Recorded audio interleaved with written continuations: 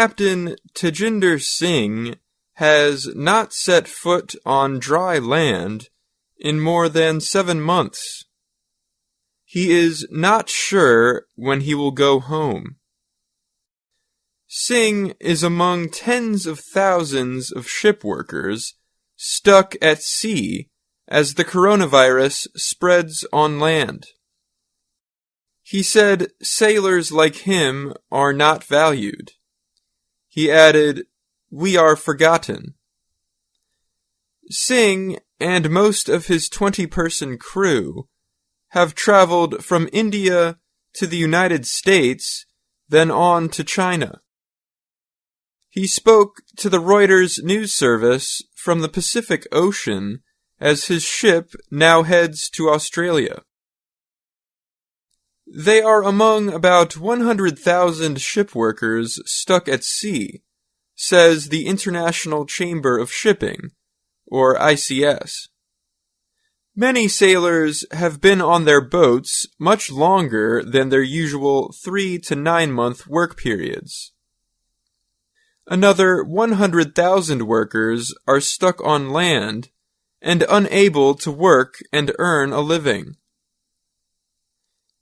The Delta variant of the coronavirus is spreading very quickly in parts of Asia, home to many of the world's 1.7 million ship workers.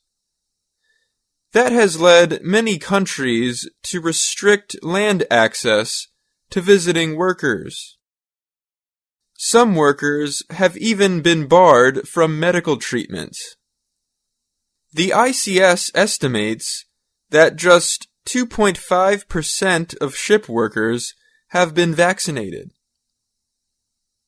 The United Nations calls the situation a crisis at sea.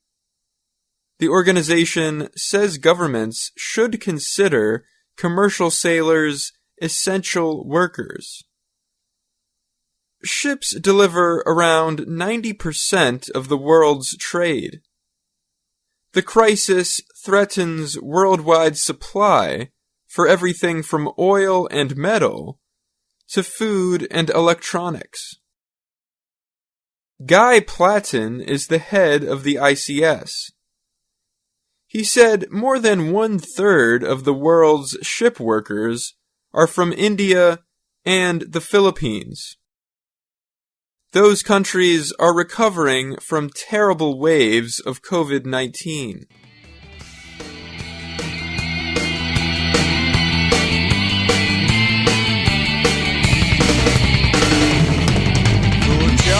Nắng mấy ai qua nơi qua nọ,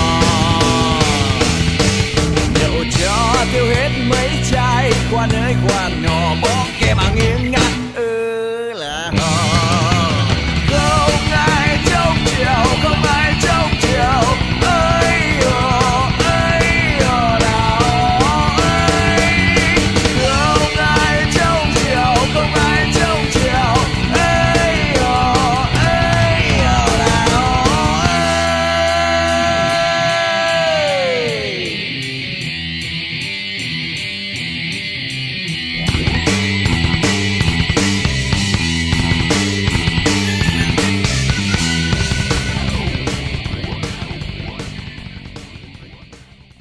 In normal times, around 50,000 sailors get on, and 50,000 get off ships per month on average. The numbers are now much less than that. Industry experts say that is largely because of virus restrictions put in place by countries with major ports in Asia.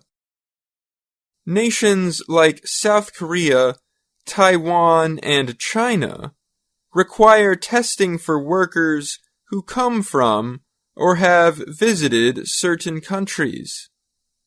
Some nations ban crew changes. Rajesh Uni is head of Synergy Marine Group, which represents 14,000 ship workers. He said the only countries that permit regular crew changes are Japan and Singapore. The issue is that we have one set of people who desperately want to go home because they have finished their tenure, and another set of people on shore that are desperate to get back on board to earn a living. The crisis has led to almost half of ship workers considering leaving the industry, says the International Transport Workers Federation, or ITF. A labor shortage would threaten the industry, which has already faced delays at many of the world's ports. It has also increased the cost of shipping products, and, in turn, the prices people pay for goods. Stephen Cotton leads the ITF. He said many vessels have lost up to 25% of their workforce during the pandemic, and the remaining sailors are now being pushed to their physical and mental limits. Most sailors come from developing nations that have low vaccination supplies. That has left many ship workers unable to get shots. A total of 55 member countries of the UN Shipping Agency, the International Maritime Organization, or IMO, have named ship workers essential.